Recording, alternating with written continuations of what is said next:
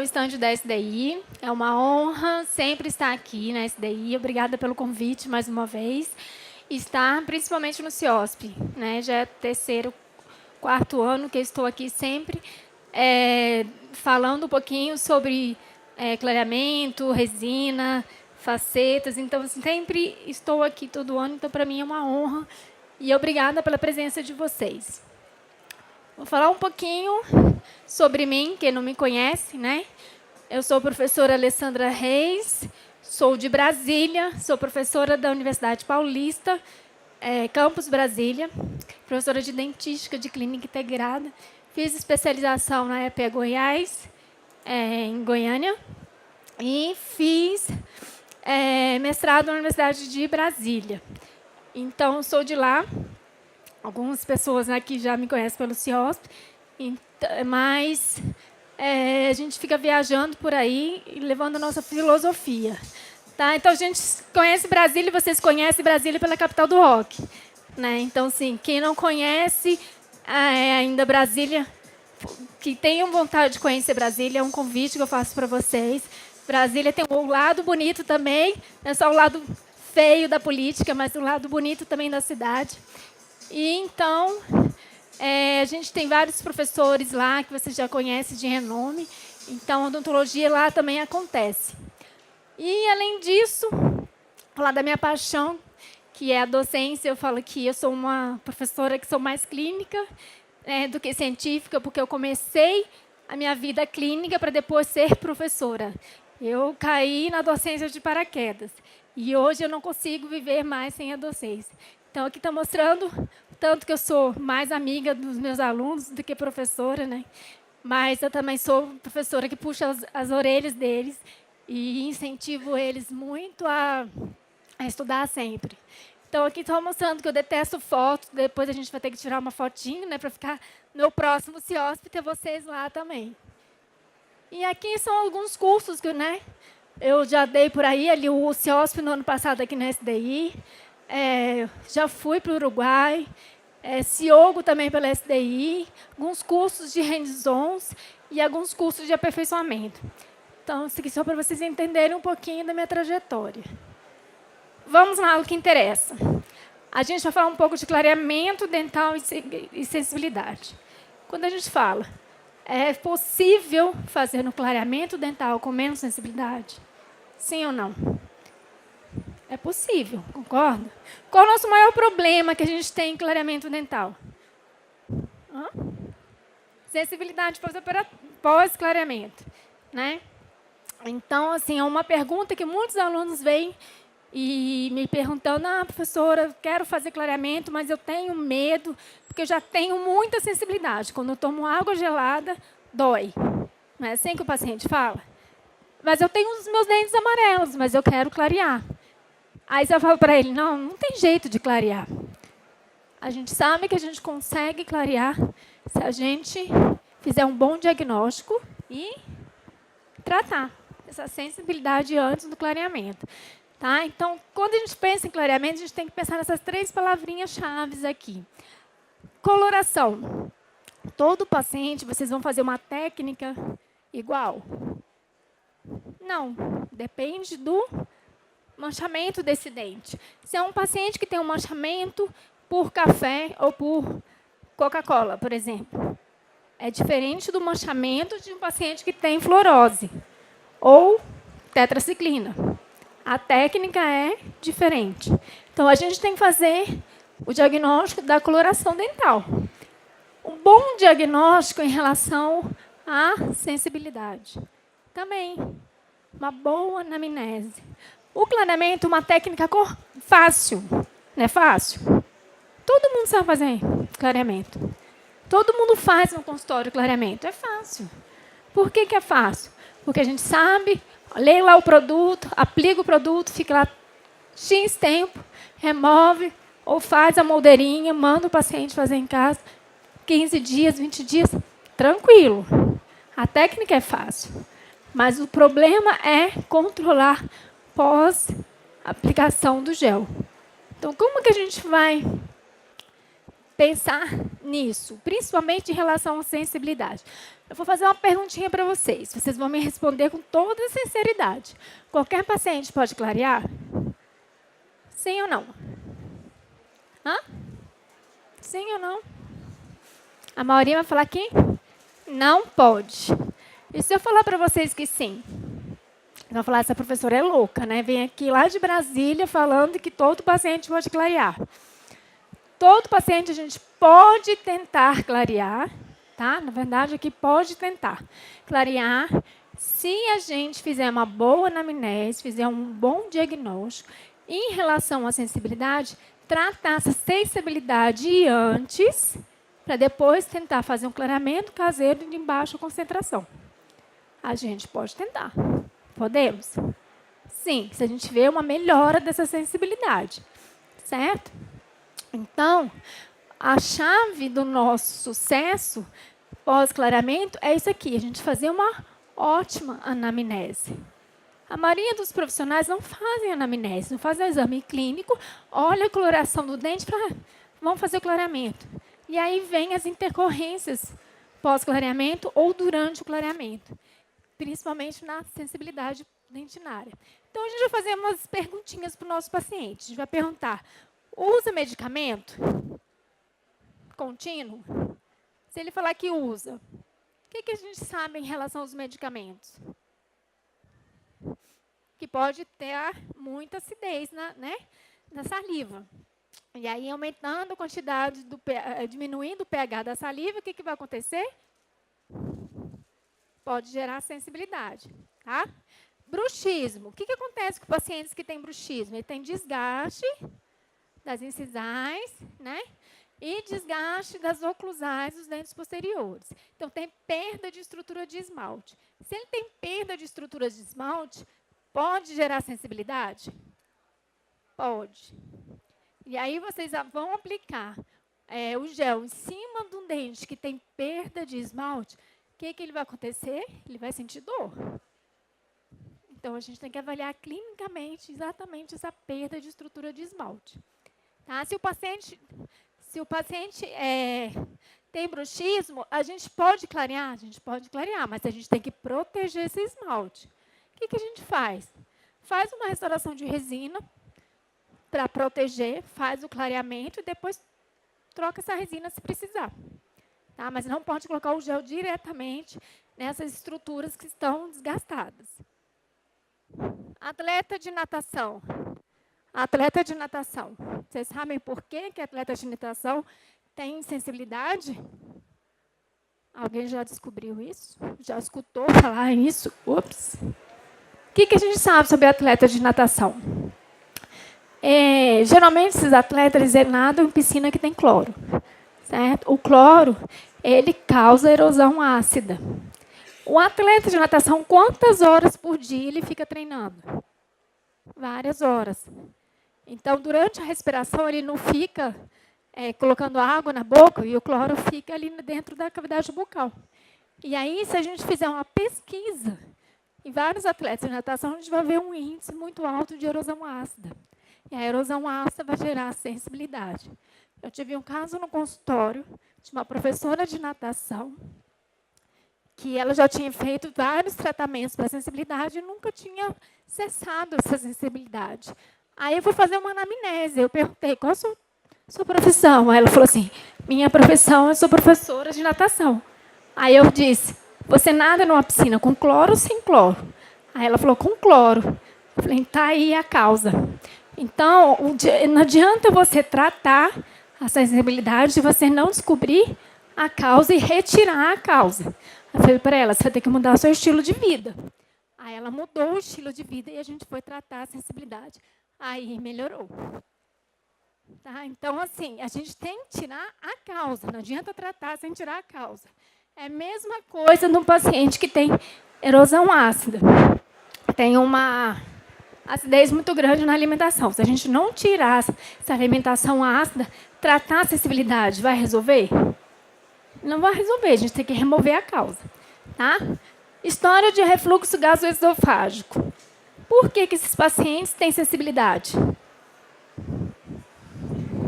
Porque o pH da saliva fica muito baixo, principalmente por refluxo, né, do suco gástrico, e aí fica constante a saliva muito baixa. E aí fica acidez demais na cavidade bucal e ocasiona também a nossa erosão ácida. Tá? Então, quando a gente descobre isso, a gente pede o paciente ir ao médico, tratar com gastro, para a gente tratar a sensibilidade com aplicação de dessensibilizantes, mais ou menos durante um mês. Eu vou explicar para vocês qual é o nosso protocolo. Tá? Hábitos alimentares e erosão ácida. Observe aqui essa foto. É um paciente que tem erosão, né? Vocês estão vendo o desgaste do esmalte aqui. Qual a diferença? Como é que a gente faz o diagnóstico de erosão? Vocês sabem? Não sabe? Como é que a gente faz o diagnóstico de erosão? Quando está no estágio inicial, é difícil, não é? Mas a gente observa principalmente a palatina. Tá vendo? Geralmente, a palatina, os dentes superiores e inferiores ficam assim, desgastados e em aspecto brilhante. Então, o paciente que tem problema estomacal, ele começa a desgastar nessa região aqui. Aí a gente começa a observar que tem alterações e a gente pede para ele fazer um exame, um exame com gastro para detectar mesmo se tem esse refluxo. Aí ele vai tomar uma medicação para tratar o refluxo e a gente vai tratar a sensibilidade. Tá? Então, assim, todo paciente a gente pode conseguir tratar com clareadores, clarear, se a gente conseguir resolver esse problema desse paciente. Certo? Aqui, o que a gente observa ali? Pacientes com abfrações. Todo mundo tem uma abfração aqui. Se vocês olharem, vocês sabem que tem. Né? Então, a gente sabe as causas das abfrações. Pode ser por problemas oclusais, né, por apertamento, por tratamento ortodôntico. A gente sabe várias causas que a gente pode ter. E se a gente não proteger essas regiões, o paciente vai sentir dor, não vai?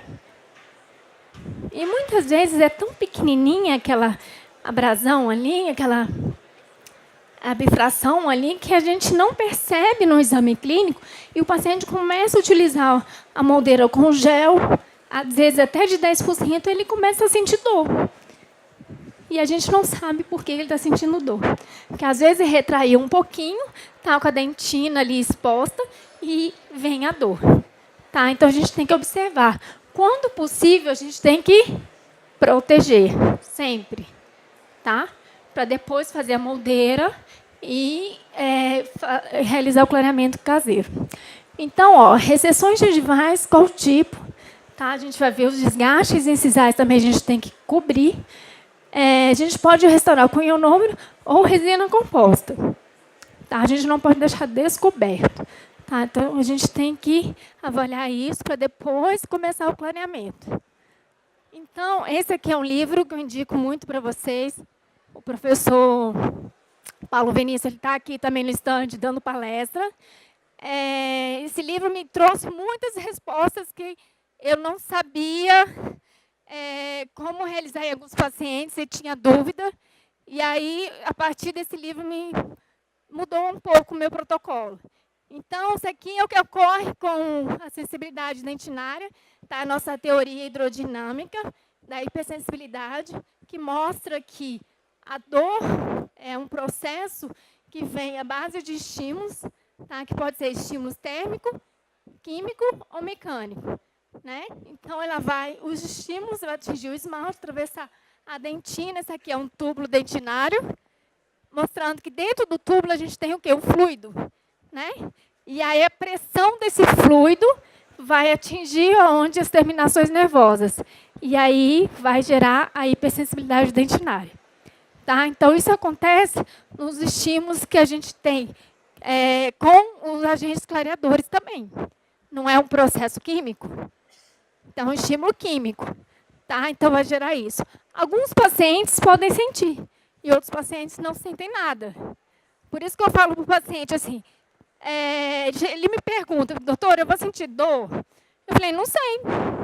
Tem paciente que não sente nada e tem paciente que sente. É uma resposta individual.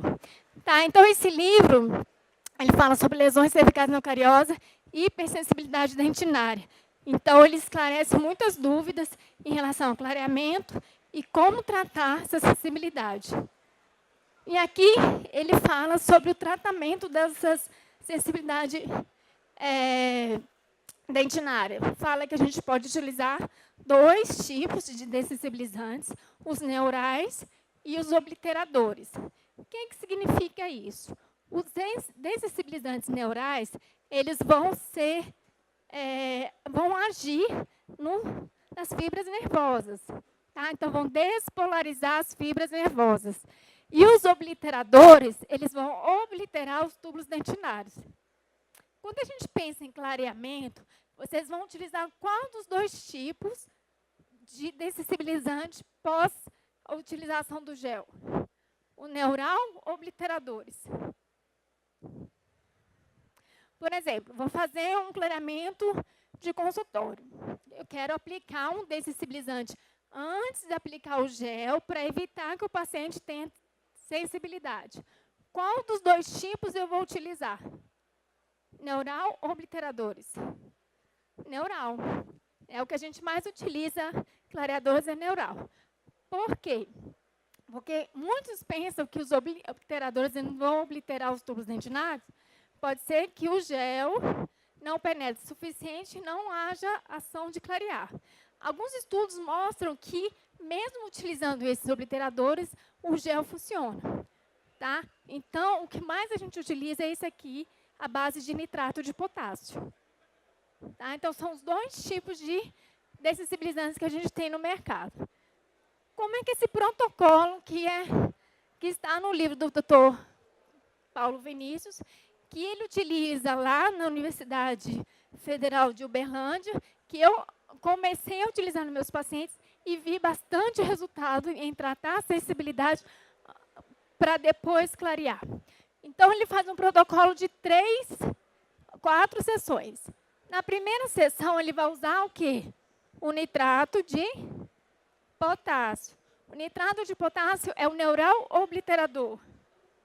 Neural. Então, ele faz a aplicação do nitrato de potássio, tá? Esfrega lá com um pincelzinho descartável, espera uns 10 a 15 minutinhos. Aí, depois de 48 horas, vai fazer a mesma aplicação com nitrato de potássio, que é o neural. 48 horas depois, vai ser a base de glutaaldeído, que é qual? O obliterador. Tá? Então, vai usar o glutaaldeído, que é o obliterador, depois o glutaaldeído de novo, o obliterador.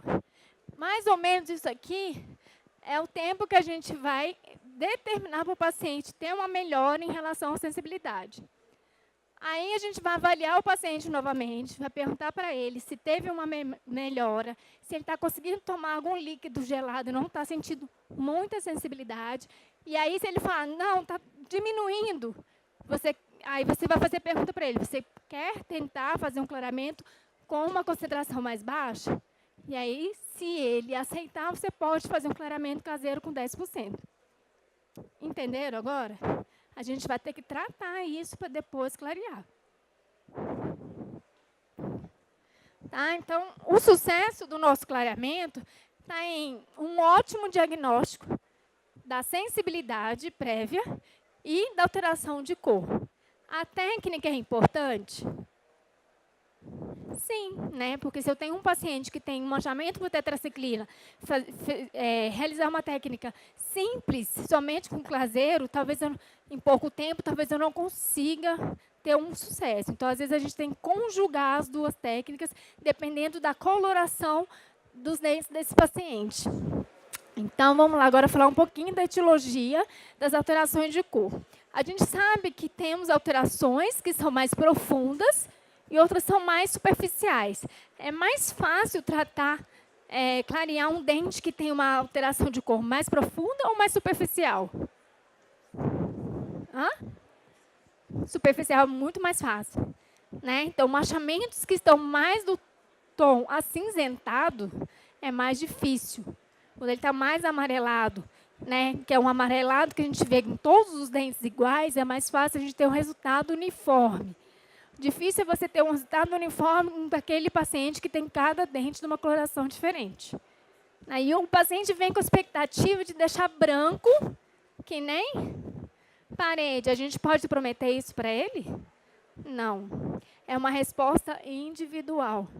A gente, às vezes, tem caso no consultório que a gente vê pacientes com dentes que não têm tanta pigmentação, clareia menos que, às vezes, um paciente que tem uma alteração de cor mais intensa. Né? Isso é uma resposta individual. E chega uma hora, a gente sabe que tem um ponto de saturação.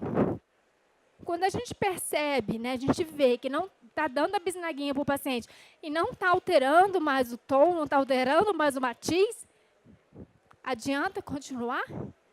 Não adianta. Falar para ele, ó, não clareia mais. O que vai acontecer se ele continuar utilizando as bisnaguinhas? Sensibilidade. Tá?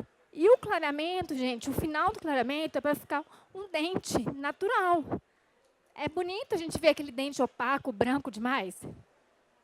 Não é bonito, né? Então, assim, o paciente às vezes tem uma ilusão que acha que o dente dele vai ficar aquele branco, opaco, igual ele vê dos artistas aí, acha que aquilo lá é um dente que só resolve só com clareamento. A gente sabe que às vezes o dente muito artificial não é clareamento, às vezes é faceta, né? E aí fala para ele, ó, vai ficar feio. Não adianta você clarear mais, não vai funcionar mais e vai causar sensibilidade e vai tirar o brilho do esmalte. Vocês fazem depois o clareamento, o polimento dos dentes? Tem que fazer. Com o que a gente faz o polimento? Pós-clareamento. A gente vai usar aqueles disquinhos de feltro, mais pasta para esmalte. Existem pastas no mercado que é para esmalte, outras que são para resina, outras que são para porcelana. Tá? Então, vocês vão usar aquelas pastinhas no final do clareamento, para tentar devolver o brilho do esmalte. O que acontece com o clareador quando a gente coloca no esmalte? Ele parece o ácido fosfórico, não parece? Quando a gente seca, não fica bem branco. Depois que a gente clareia, não fica opaco. Tira o brilho. Não é bonito. Concorda comigo? Não é bonito. Então, no final do clareamento, a gente tem que dar esse polimento, porque abrem os poros, né? O gel, o peróxido de hidrogênio, ele vai abrir os poros do esmalte. E aí, depois, a gente tem que fazer o polimento para devolver aquele brilho do esmalte. Tá? Então, a gente termina o clareamento e a gente faz o polimento. Vamos lá. Etiologia das cores. Manchas extrínsecas. O que são manchas extrínsecas? Profundas ou superficiais? Superficiais. Então, quais são as nossas manchas que a gente tem alterações por chá, café, cigarro? Cigarro é uma mancha extrínseca, mas paciente que é fumante é indicação de clareamento? Não é indicação. Se vocês forem ler na literatura, não tem como indicação. Porque o paciente vai parar de fumar, aí vai continuar fumando, vai continuar pigmentando. Tá? E o cigarro, as manchas que a gente vê por pigmentação de nicotina, a gente consegue, às vezes, remover com ultrassom. Né? Então, é um tratamento mais... não é clareador, a gente remove com ultrassom e, às vezes, o paciente tem um problema periodontal junto associado.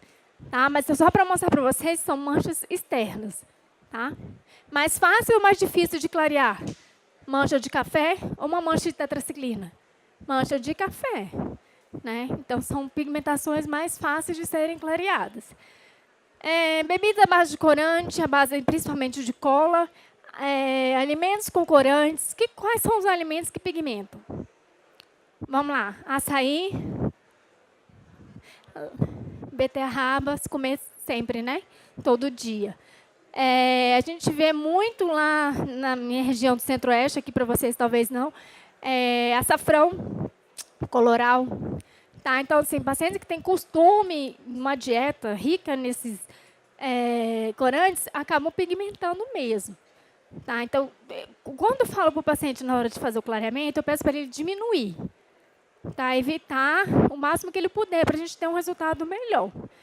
Mais que estudos falam, né, que o clareamento durante o clareamento, você não precisa remover o café, você pode tomar o café. Eu sempre falo para o paciente diminuir ou parar durante o clareamento, a gente tem um resultado melhor. Não só por causa da pigmentação, mas também por causa da acidez. Né? Então, que a acidez pode aumentar e causar sensibilidade. Aqui, esse caso é para clarear? O que vocês acham? O paciente veio incomodado com a coloração dos dentes, quer fazer clareamento. O que vocês vão falar para ele? Vamos clarear? O que é isso? É mancha de quê? Nicotina, né? É mancha de cigarro. Vou falar para ele, a gente vai clarear. Se a gente pegar um ultrassom aqui, uma cureta, periodontia, raspar, vai se remover, não vai? Aí falar para ele, ó, se você quer fazer um clareamento, deixar esse dente mais claro, porque depois que remove o cálculo, né, ou então a nicotina vai ficar pigmentado, né? Um pouquinho amarelado. Se ele quer clarear, ele tem que parar de fumar. Porque senão vai continuar sempre pigmentando. Tá? Por isso que na literatura, paciente fumante não é indicação de clareamento. E as manchas intrínsecas? São manchas mais profundas, mais difíceis ou mais fáceis de serem clareadas? Mais difíceis. Exemplos. A gente tem as congênitas e adquiridas. Congênitas, que o dente já nasce, né, com essa alteração. Dentinogênese e melogênese imperfeitas são alterações no esmalte da dentina que deixa a coloração mais amarelada dos dentes. Porém, não é indicação de clareamento. Paciente que não tem esmalte e tem uma dentina deficiente, a gente pode colocar um gel em cima. Ele já é um paciente que morre de sensibilidade, porque tem perda de esmalte. Intrínsecas, porque ocorreu uma hemorragia ali pelo trauma e vai escurecer a coroa. Pode ser uma mancha, um escurecimento rápido, né? Logo depois, ou pode demorar anos para ter alteração. Eu sempre falo, principalmente quando a gente vai atender crianças, falo para os pais o seguinte: quando começar na cervical a amarelar em relação ao dente vizinho, vocês já voltam com a criança o mais rápido possível para a gente ver se tem alguma alteração periapical, para tratar a endodontia, para depois pensar em fazer um clareamento. Né? Principalmente esperar, né? Porque tem uma criança, dependendo da idade, a gente não pode clarear. Mas se tiver uma alteração muito intensa de cor, aí às vezes a gente tenta fazer um clareamento, mesmo que seja uma criança de 10, 11 anos. Tá? Então, assim, quanto mais rápido a gente tentar clarear, o resultado é melhor. O difícil é quando a gente pega dentes traumatizados, acinzentados, muito escuro. Aí o prognóstico é desfavorável. Tá? E iatrogenias, o que nós, dentistas, podemos causar em termos de alterar a coloração da dentina? Alguns medicamentos. Principalmente quais? A parte da endodontia. Eugenol. O que mais? Formocresol. Né? Então, essas coisas a gente tem que tomar muito cuidado, que vai pigmentando com o tempo. O próprio amálgama, a gente sabe, se a gente não proteger, né, não utilizar o nosso querido verniz, o que vai acontecer? Com o tempo, a liga de prata vai penetrar na dentina e vai deixar aquele tom acinzentado. Então, quando a gente remove um amálgama e vê a dentina totalmente acinzentada, a gente sabe que ali não utilizou o verniz. Tá? Então, se a gente não utilizar o verniz antes do amálgama, a gente está gerando uma iatrogenia nesse dente, que com o tempo ele vai pigmentar. Okay? Então, essas são as manchas intrínsecas, que são mais difíceis de serem clareadas. Aqui, só para vocês saberem, em relação às manchas de tetraciclina, a gente tem 4 graus. Tá? Então, quanto mais leve, mais fácil da gente ter um resultado satisfatório. Então, aqui é um caso de tetraciclina, que é grau 1, que a gente vê alteração principalmente na cervical. E, geralmente, ela é bem localizada em todos os dentes. Tá vendo? Só que ela está num tom amarelado. A gente pode tentar clarear ainda, a gente consegue fazer um tratamento clareador. Só que lembrem sempre, tratamento clareador para tetraciclina, a gente tem que associar. Tá? A gente faz a técnica de consultório mais técnica caseira para a gente ter um resultado mais efetivo. Então, como a gente vai tratar esse paciente? A gente vai utilizar... Ops, deixa eu voltar aqui um pouquinho. A gente vai fazer a associação das técnicas. E aí a gente vai usar 2 a 3 sessões de consultório, mais 15 dias de moldeira. Tá? E explicar sempre para ele, ó, vai ficar diferente a cervical do terço médio incisal. Por mais que clareie, a gente não vai conseguir uma tonalidade uniforme. Tá? Porque ele acha, o paciente, que vai ficar tudo igual. Sempre vai dar uma alteração. A gente sabe que na cervical sempre é um pouquinho mais escura. Por que na cervical é um pouquinho mais escura? Porque a gente tem menos quantidade de esmalte. Tá? Então, sempre vai dar uma tonalidade um pouquinho diferente. Vamos lá, grau 2. Observem agora aqui a diferença. Está um pouquinho mais intenso. Está vendo que está começando a puxar para o lado do acinzentado aqui? Já está começando a ficar um pouquinho mais difícil. Tá? Mas a gente não consegue ter um resultado satisfatório.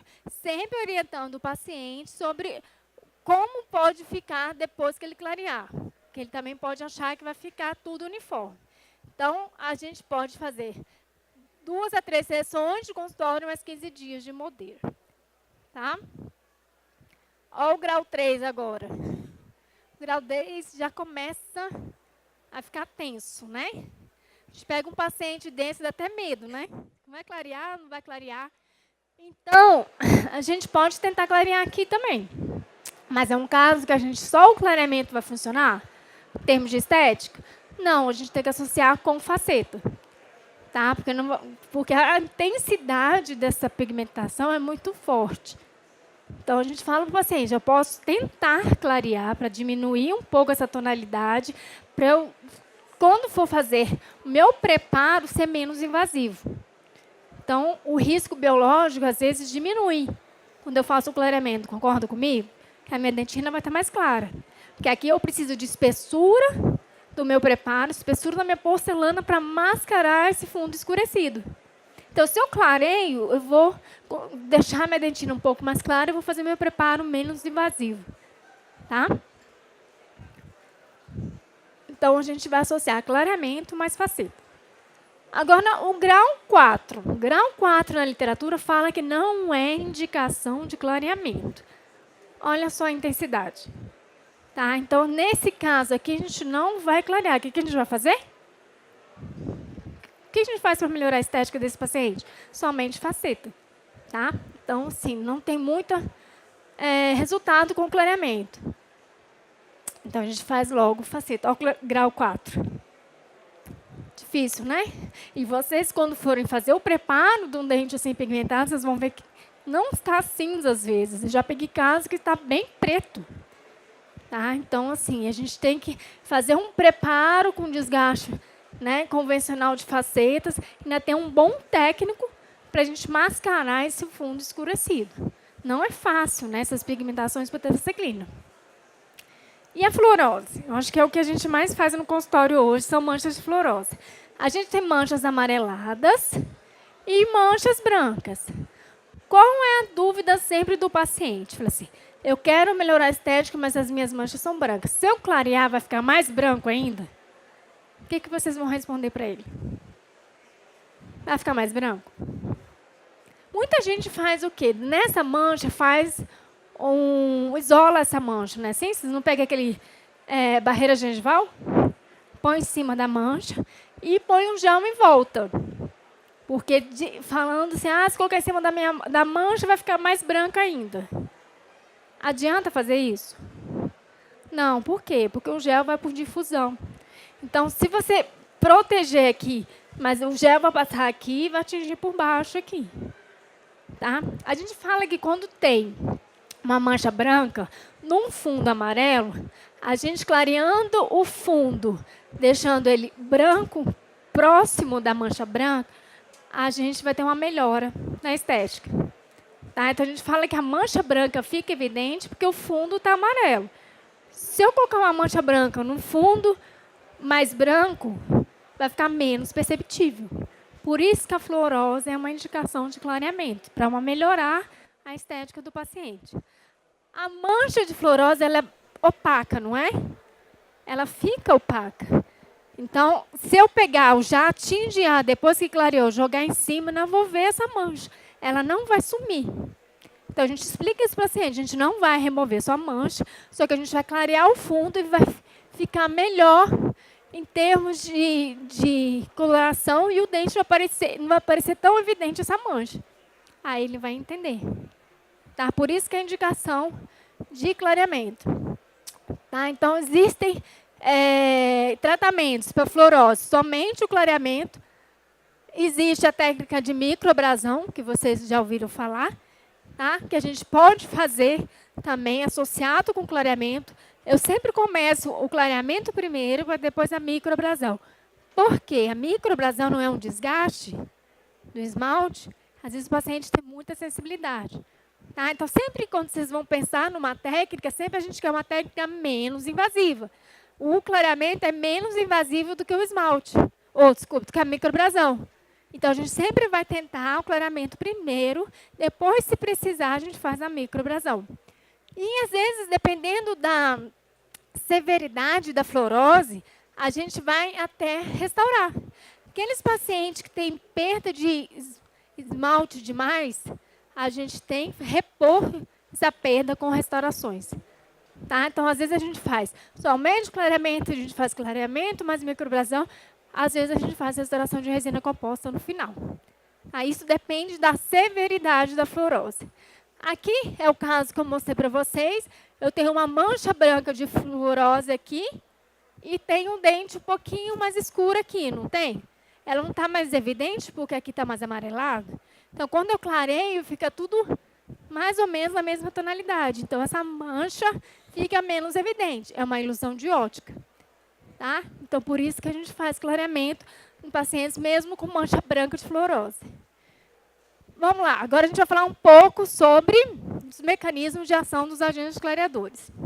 O que é isso aqui, gente?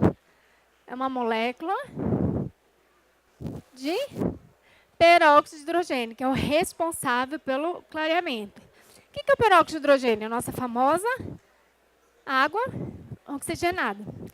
Tá? Nós, mulheres, sabemos bem o que é isso aqui. Quando a gente utiliza ela numa concentração de 20%, por exemplo, que a gente faz até, né, descolorir pelo, você sabe o tanto que coça. Né? E colocar um pouquinho na mão, ela queima, fica esbranquiçado, né, assim, e arde. Tá? Então, a gente sabe que é cáustico. Então, por isso que a gente tem que tomar cuidado e, às vezes, quando vai fazer clareamento de consultório, a gente tem que proteger os tecidos moles. Tá? Então, aqui é do livro do professor Baratieri, que tem um esquema como é que age o peróxido de hidrogênio no processo de clareamento. Então, aqui eu tenho um dente escurecido, que minha molécula de hidrogênio ela vai penetrar no esmalte, atingir a dentina. A dentina de um dente escurecido é uma molécula muito grande, e esse peróxido de hidrogênio vai quebrar essa molécula em moléculas pequenas e liberar, quebrando essas moléculas em moléculas pequenas, vai liberar oxigênio e água. Por que quando a gente faz o clareamento, o paciente tem sensibilidade? Às vezes tem. Porque libera água, desidrata. Se há uma desidratação, pode gerar uma sensibilidade. Certo? E esse é o processo químico. Quem é o responsável pelo clareamento? O oxigênio. A gente vê muito isso, a liberação do oxigênio, quando a gente está fazendo a técnica de consultório. A gente não observa aquelas bolinhas saindo? Ali é o oxigênio sendo liberado. Tá? Então, esse aqui é o processo químico da ação dos clareadores. Quando eu tenho peróxido de hidrogênio, acontece isso. E quando eu tenho peróxido de carbamida, o que vai acontecer? O peróxido de carbamida vai se transformar em peróxido de hidrogênio, né? E aí faz todo esse processo aqui. Certo? Então, quem é responsável é o peróxido de hidrogênio. Os nossos produtos da SDI, o Pola, tanto o Pola Office, Pola Night e Pola Day, ele tem uma vantagem em relação aos outros clareadores, que ele tem água na sua composição. Então, tendo água na sua composição, ele não deixa o dente ficar desidratado. Isso faz com que diminua a sensibilidade. Tá? Aqui é o esquema, olha lá, como é feito, lá o gel penetra no esmalte, atinge a dentina, que é uma molécula muito grande, a dentina escura, vai quebrar essa molécula e vai clarear. Olha lá, esse é o processo. Tá? Essa aqui é uma pergunta que muitos pacientes perguntam para mim, e a resposta, essa daí é uma ótima resposta para dar para ele, em relação ao desgaste. Eles perguntam assim, doutora, se eu fizer clareamento, meu dente vai ficar fraco? Vocês já escutaram isso. E aí? Vocês vão falar o que para ele? Sim ou não? Isso é mito? É mito. Tá? Há uma perda de mineral momentânea durante esse processo químico. Mas depois é o quê? Remineralizada pela saliva. Aqui é só um estudo mostrando que durante uma profilaxia de esmalte com pedra pomes, a gente remove quanto de esmalte? 5 a 50 micrômetros. Durante o clareamento, há uma perda de 5 a 10 micrômetros. Só que do clareamento, a gente tem uma remineralização pela saliva. E aqui, a gente não tem totalmente remineralizado. Quanto tempo a gente faz, quantas vezes por ano a gente faz profilaxia com pedra pomes no paciente? Pelo menos 2 vezes ao ano. Né? Então, a gente tem uma perda quase de 100 micrômetros, não é isso? Isso é para mostrar para vocês, tomem cuidado muito com a pedra pomes. Tá? Então, coloquem bem pouquinho, se vocês gostam de utilizar, ou usem somente pasta. Tá? Eu não gosto muito de usar pedra pomes, exatamente isso. Se for um paciente que já tem sensibilidade, aí que não usam mesmo. Tá? Que tem um desgaste mesmo da pedra pomes. Outro estudo que eu gosto muito de falar para o paciente é isso aqui. Ó. A perda de cálcio apresentada pelo esmalte exposto ao peróxido de carbamida, 10% por 6 horas, é menor do que a observada em dentes expostos da bebida à base de cola por 25 minutos. Quanto tempo o paciente que toma muito refrigerante, ele fica só 25 minutos bebendo? Quando eu mostro isso aqui, os pacientes acabam parando de também tomar refrigerante. É bom, né? Então, só para mostrar que é uma técnica segura. Tá? Em relação aos nossos clareadores, eu gosto de botar isso na minha aula, o que a gente vê aí lá fora, né? Principalmente no mercado de internet, vocês conseguem comprar. Isso aqui eu tirei essa foto no supermercado nos Estados Unidos. Para mostrar que lá é vendido para todo mundo, né? Lá comprar todos os tipos de clareadores e fazer em casa sem supervisão nenhuma. Tem até esse aqui com luz. Tá vendo? Você põe lá uma pilhazinha, explica, e tudo é peróxido de hidrogênio, gente. Se tem peróxido de hidrogênio, clareia? Clareia. O problema é que a gente não tem controle sobre isso, é uma concentração alta, e a gente sabe que em concentrações altas ela é prejudicial, principalmente ao tecido mole. Né? Então, isso aqui, aqui no Brasil é proibido, a gente tem, pela Anvisa, né, a proibição, e tanto é que nas dentais a gente tem que fazer com receita para comprar. E o perigo disso aqui é que o paciente acaba fazendo sem ter controle e acaba ter danos. Já tive casos de pacientes que usavam aquelas fitinhas clareadoras e foi para mim com problemas de irritação de gengiva assim, muito grande e principalmente alergias. Tá? Mas isso aqui é só para mostrar para vocês que lá fora não tem controle e é vendido como um remédio mesmo nas farmácias. Então, isso aqui no Brasil, a gente sempre fica com essa tecla de proibir o paciente a não ter um acesso tão fácil, apesar que ele consegue comprar pela internet. A gente não tem como controlar isso pela internet. Né? Técnica de clareamento. Quais são as duas técnicas? Você já sabe, clareamento de consultório, clareamento caseiro. Mas que a técnica que a gente, pelo menos o que eu mais utilizo, é a técnica conjugada. Todos os pacientes podem usar a técnica conjugada? Nem todos os pacientes. Tá? Porque a gente sabe que nem todos os pacientes podem usar a técnica de consultório. Porque é uma concentração muito alta, principalmente se o paciente tem uma sensibilidade prévia. Tá? Mas a maioria dos pacientes a gente pode usar a técnica caseira. Lembrem sempre que é uma técnica caseira supervisionada. O que significa isso? O paciente tem que toda semana fazer avaliação. tem que ir toda semana fazer uma avaliação com o profissional. A gente tem que dar assistência para ele. Por que a técnica caseira ela foi desvalorizada? Porque antigamente a gente fazia a avaliação do paciente, pegava o kit de 5, 4 bisnaguinhas, entregava ao paciente e falava assim, ó, vem daqui 1 mês. Aí ele, o dentista está ganhando X lá, tudo isso, aí ele vai descobrir que a bisnaguinha é bem baratinha na dental. E aí ele não quer voltar mais no dentista. Só que a gente sabe que a gente precisa acompanhar esse paciente para saber exatamente em relação à sensibilidade, se ele está tendo sensibilidade, se ele está utilizando a quantidade de gel correta. Então, a gente tem que acompanhar. Então, a consulta é semanal. O que eu faço? Eu entrego só uma bisnaga para o paciente e falo para ele, semana que vem você volta aqui vai pegar outra bisnaga. Ele vai voltar? Vai voltar porque ele tem que pegar. Tá? Então, ele tem que ir toda semana. É a mesma coisa do consultório. Ele vai uma sessão por semana? Ele vai uma sessão por semana também. Tá? Então, eu nem marco na minha agenda, peço para ele chegar, espero um pouquinho entre um paciente e outro e atendo ele. Então, a nossa técnica caseira supervisionada, você já sabe, a moldeirinha que a gente faz, é uma moldagem boa, tá? Com alginato bom, precisa ser silicone, mas quem quiser pode também utilizar. E aqui, eu vou explicar para vocês a técnica que eu utilizo para recorte. Às vezes vocês vão achar que é meio besteira, mas eu tive um problema no consultório, que o paciente colocou o gel por palatino, ele não colocou por vestibular. Porque eu cortava sempre retinho, tanto vestibular como palatino. E aí, como eu tive esse problema, eu corto na vestibular em forma de arco. Na palatina eu deixo reto. E falo para ele, você vai colocar um gel aonde, nessa face que está toda em forma de arco. Se eu não tivesse tido esse problema, talvez eu não teria feito isso. Tá? Mas eu estou explicando para vocês porque eu tive esse problema de paciente colocar o gel na face palatina. Apesar que hoje a gente já tem a técnica de clareamento por palatino também.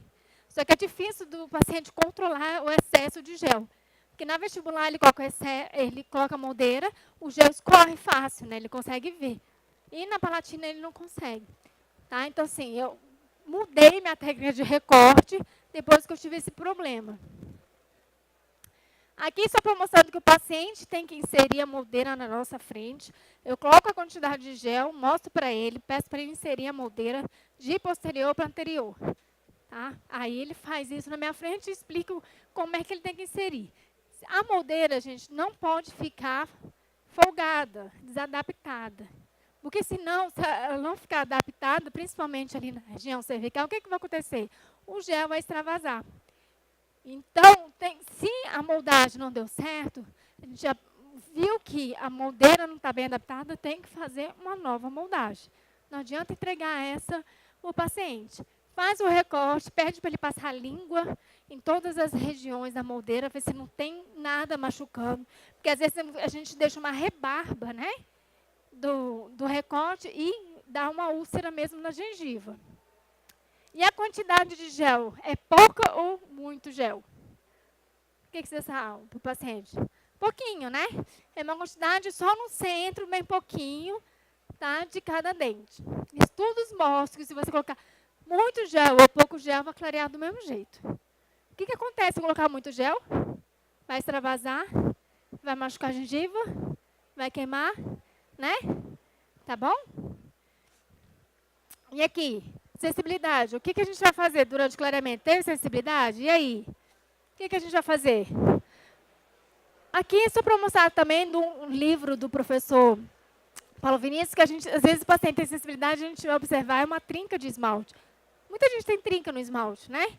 Como é que a gente faz isso para poder clarear? A gente faz o selamento, faz ácido fosfórico e adesivo. Fotopolimeriza e depois faz o clareamento. Aí diminui, tá, o risco de ter sensibilidade. Antes eu fazia com proteção com barreira gengival. Depois que eu vi isso no livro, comecei a aplicar isso e é maravilhoso. Talvez que tiverem trinca, vocês fazem isso. Depois faz o clareamento. Aí vai melhorar bastante. Tá? Reduz o tempo de uso. Se o paciente está com sensibilidade, a gente vai reduzir o tempo de uso. E usar nitrato de potássio ou flúor. É o que vai diminuir a sensibilidade. Aqui é o dessensibilizante da SDI. que é um dessensibilizante que a gente tem no mercado, acho que é o maior que tem quantidade de 6%, tá, de nitrato de potássio. A maioria vai de 0,2% a 2%, e ele também tem flúor na sua composição. O que eu faço para o paciente? Eu falo para ele colocar na moldeira mesmo, o dessensibilizante fica 5 a 10 minutinhos após o clareamento. Tá? Então, depois do clareamento, ele usa o dessensibilizante. Aqui são estudos mostrando que tem eficácia, sim, o nitrato de potássio como dessensibilizante. Tá? Então, é o mesmo estudo falando que a gente pode utilizar, que vai diminuir mesmo a sensibilidade. Aqui, também mostrando outro estudo, a mesma coisa, que diminui a sensibilidade. E em relação ao tempo de uso, tá? A gente sabe que entre 1 e 2 horas somente utilização do gel. Tanto faz de 10% a 16%. Tá? Eu não gosto muito de usar o de 22%, porque a chance de ter sensibilidade é muito maior. Então, a gente não precisa mais deixar 8 horas, como era antigamente. Tá? A gente fica de 1 a 2 horas. Eu preconizo mais ou menos 2 horas somente, diária. Tá? Se for o peróxido de carbamida. Se for o peróxido de hidrogênio, a gente deixa menos tempo, o caseiro. Vou mostrar para vocês. Esse aqui é outro estudo falando de administração de ácido ascórbico para prevenir a sensibilidade. A gente viu que não tem eficácia. Tá? Eles tentaram colocar o ácido ascórbico para a gente introduzir para o paciente para diminuir a sensibilidade, mas isso é mito. E os clareadores caseiros desses daí são esses aqui. A gente tem o Poladay, que é a base de quê? Peróxido de hidrogênio. Então, a gente vai de 3% a 9,5%. Então, lembra que eu falei que o peróxido de hidrogênio fica menos tempo? Então, aqui, ó, pode ficar 30 minutos, 3 de 30 ou 60 minutos, tá? Aí, vai de 2 de 30 a 1,45, que é o que preconiza o fabricante. Tá? E o 9,5 é 30 minutos somente. Então, não passa de 1 hora quando é o peróxido de hidrogênio somente. Quando é o peróxido de carbamida, tá? A gente aumenta um pouquinho. Então, qual a vantagem dos clareadores da SDI? É que tem um pH neutro e tem agentes dessensibilizantes na sua composição. Então, diminui a sensibilidade. Tá? Aqui, o Polanite. A gente tem 10, 16 e 22%. O que a gente mais utiliza é 10, 16%. Então, fica de 2 horas ou 1h30. Tá? Fica mais tempo um pouquinho do que o peróxido de hidrogênio. Aqui só vou mostrar uns casos clínicos para vocês, sempre tirar uma foto, né, do paciente. Um paciente pós-ortodontia, todo paciente pós-ortodontia quer clarear, a gente tira a foto com a escala de cor, e aqui faz a moldagem, ele fez só o clareamento caseiro, tá? Usou o Poladay, e o resultado final foi esse. Vocês vão ver uma alteração do lábio dele, ele sofreu um acidente de moto. Tá, eu sempre tenho que contar isso para achar que é outro paciente, mas é o mesmo paciente. E aí teve um corte no lábio e ficou com esse lábio diferente do inicial. Então, ó, era 3,5. Só com clareamento caseiro já teve um resultado satisfatório. Tá? E aí, recomendação dos pacientes, corta ou não corta? Eu peço o paciente diminuir. Tá, evitar. Mas a gente sabe que estudos falam que o café não vai ter alteração se ele continuar clareando. Aqui outro caso de Polanite, tá? E aí foi feito também só o clareamento caseiro. Tá vendo aqui que a mancha branca continua? Continua, só que ela fica menos perceptível, né? Com o dente mais claro. Aqui porque está desidratado, tá? Aí depois que hidrata, melhora. Esse também é outro caso de clareamento caseiro, com Poladay. Olha lá, é um paciente que tinha muita sensibilidade e teve um resultado satisfatório. Tá? Então, assim, são dentes que são clareados, assim, mais fáceis de ser clareados por manchas extrínsecas, né? Então, a gente tem um resultado melhor. Tá? Em técnica de consultório, a gente usa ou não usa luz? A gente sabe que a luz vai acelerar o processo. Tá? E pode gerar sensibilidade. Então, por isso que a gente não usa mais luz para aquecer o gel. Tá? E aí tem a técnica de consultório, que é o peróxido de hidrogênio a 35%. A gente pode utilizar dessensibilizantes antes ou depois.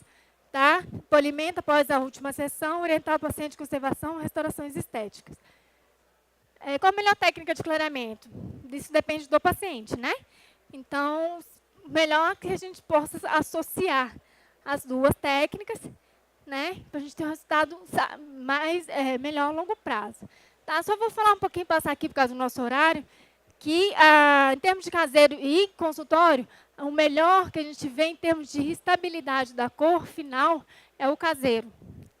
Tá? Pelo tempo que fica do gel com a superfície dentária. Então, a gente sabe que tem melhor resultado.